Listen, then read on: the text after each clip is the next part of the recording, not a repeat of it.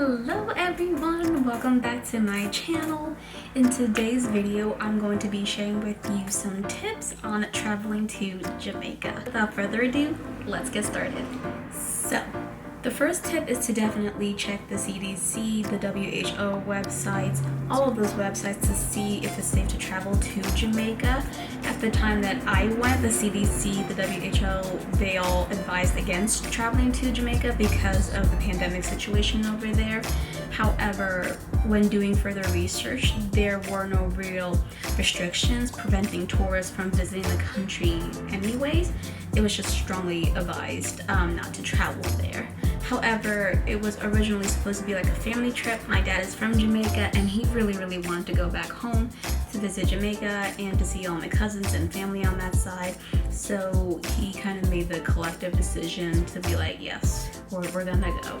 It's going to be fine, essentially. Yes, definitely check out those websites and keep on top of that in addition to your research to see the most up-to-date information. If you decide to go to Jamaica, even if it's advised not to go there, here are the things that you need to do.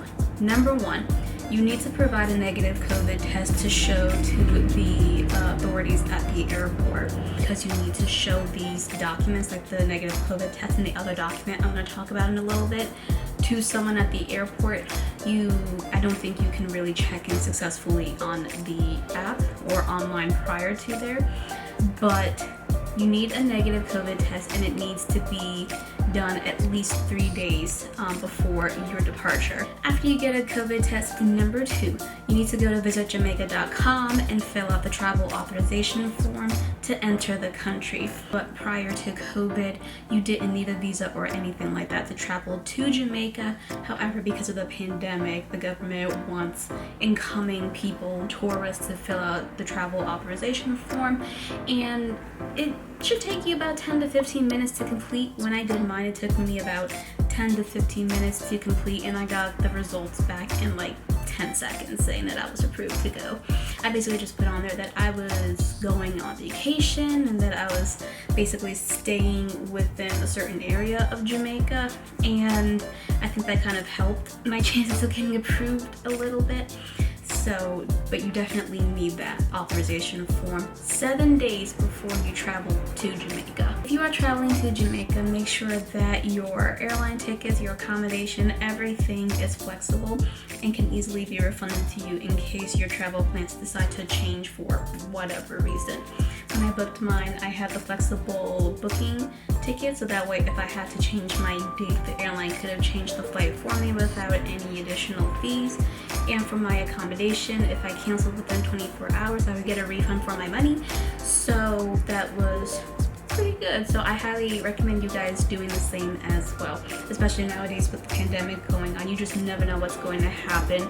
Jamaica, the government of Jamaica can change its mind like that, and if a situation like that happens, at least if you have travel insurance, flexible booking, refundable policies from your accommodations, at least you're covered. Another tip is to definitely get to the airport early and check in early with time to spare. I think the traditional window is 3 hours for international, but if things do pick back up again and things like the crowding situation and everything goes back to the way it was before, you will definitely need that time to go through security, to get your bags checked and everything like that, to ensure that you don't miss your flight. This is a very important thing that you need to know, especially if you are traveling to Jamaica. So, in Jamaica, because of the pandemic, the government has created this thing called the Resilient Corridor, and basically these are tourist locations where people coming from outside of Jamaica can stay in and just move about freely without having to quarantine. But if you do go outside of that area, you will have to quarantine for 14 days. And the logic behind this is that tourism is a huge thing in Jamaica. Like, the country is basically run on tourism. However, they want to keep the local population safe. So in order to ensure that, you know, the country can start to pick back up again from that tourism, that income from that aspect, but also keeping, you know, the local residents safe, they created the resilient corridors. And basically the resilient corridors runs from Negro all the way up the northern coast to Port Anthony. And then their southern part is still starts at Negro, but it runs all the way on the southern part up until Milk Bay, I believe. And basically just the areas of like Port Moore, Kingston, that side of the country. You know, tourists are supposed to go there. So if you stay within any of the shoreline, basically, of most of the country, you can go to the resort, you can go about, go to the beach and everything like that without having to quarantine.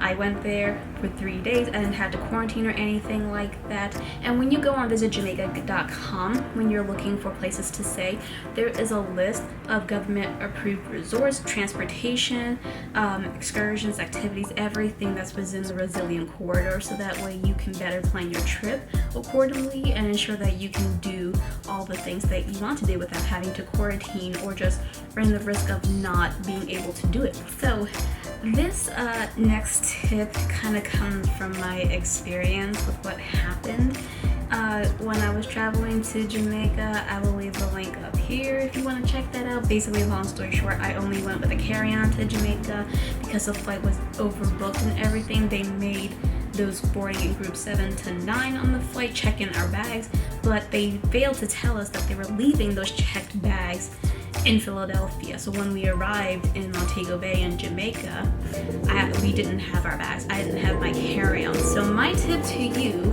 if you are flying, if you're able to, is to just use carry-on only. You know, like even if you bring checked-in bag, depending on the airline and the circumstances, you could run into the same situation like what happened with me and just run the risk of just having your bags delayed or just completely lost altogether. So not only are you saving money, you're saving time from checking in those bags, but you're also kind of avoiding the hassle of potentially having your bags delayed or lost in transition. Another tip that I have for you guys is to switch over the currency from US dollars or whatever the currency is that you are using to Jamaican dollars. In the touristy areas of Jamaica, you can use American dollars, US dollars actually when you're going to a lot of these places and trying to pay for things. 99.9% of the time they're going to give you the price in US dollars, American dollars, and not Jamaican dollars. You have to tell them that I have Jamaican dollars. How much is it in Jamaican dollars? If you're coming from the USA and you know you only have American dollars, I just figure like you're in Jamaica, you know, you use Jamaican currency. And it's really sad because when I was talking to my cousins about it, they basically say currency, like the economy in Jamaica has gone downhill over the years. The value of the Jamaican dollar has gone to shit, basically.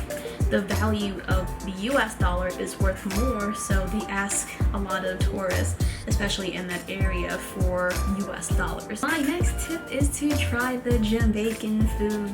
Yes, I'm talking about jerk chicken, curry goat curry, everything rice and peas. It's not called rice and beans, even though they actually use beans, but they call it rice and peas for whatever reason. I don't know why. But anyways, try it. Some of it doesn't look appetizing, but it's really, really good, and I encourage you to do that. It's so good. The really, really important thing that you need to know if you are traveling to Jamaica, that because of the pandemic, there are curfews in the country of Jamaica. So basically from Monday to Friday, the curfew, you have to be indoors by 8 p.m. On Saturdays, you need to be indoors by 6 p.m. And on Sundays, you need to be indoors by like 2 p.m. And basically, I believe the start of each of those curfews I just mentioned, it's from like 8 a.m. to like 8 p.m. and I think like 8 a.m. to like 6 p.m. Be mindful of the curfews and take that into consideration if you are going out on excursions or activities. Just making sure that you're back at your accommodation before the curfew, because you really don't want to run into any trouble with law enforcement out there in Jamaica. Okay. Okay, so the next thing that you should know about Jamaica when you go to Jamaica is that even though the official language of Jamaica is English because Britain ruled over Jamaica for many, many decades, the locals actually speak patois or Jamaican Creole. So if you go to the airport or go to your resort, they will, talk to you in English. They'll have their accent still, but when they're talking amongst themselves, like with another Jamaican person, they will speak in patois. And I say this because I know a lot of people, half the time they don't understand Jamaican people, and the reason I believe half the time is that they're speaking in patois and they don't understand patois. Patois is just, it's not a dialect, but it's not like a language. It's kind of like in the middle. It's a mix of like African language and a couple of other things to form like its own thing. And it's not just like a dialect, like it has its own grammar and spellings and everything like that, but it's not like the official language of Jamaica. So basically my tip is to try your best to look up some YouTube videos and just familiarize yourself with patois, so that way if you do go to Jamaica and you end up meeting a person, they're not speaking straight English, they're kind of talking in patois, but you're quite understanding what they're saying. Just having like a basic understanding of what it is that they're trying to say would really help a lot. I have an advantage because my dad is from Jamaica. I'm first generation on his side of the family, born here, so I just grew up with the language. So like when they're talking amongst each other, I understand what they're talking about. The next tip is to definitely keep walking forward, eyes up ahead, looking forward, looking like you have intent, you know what you're doing, and just not to bother with half of the locals in the touristy areas. And I say this is because when you are walking out and about in like the touristy areas, there are a lot of like tourist shops and just places along there.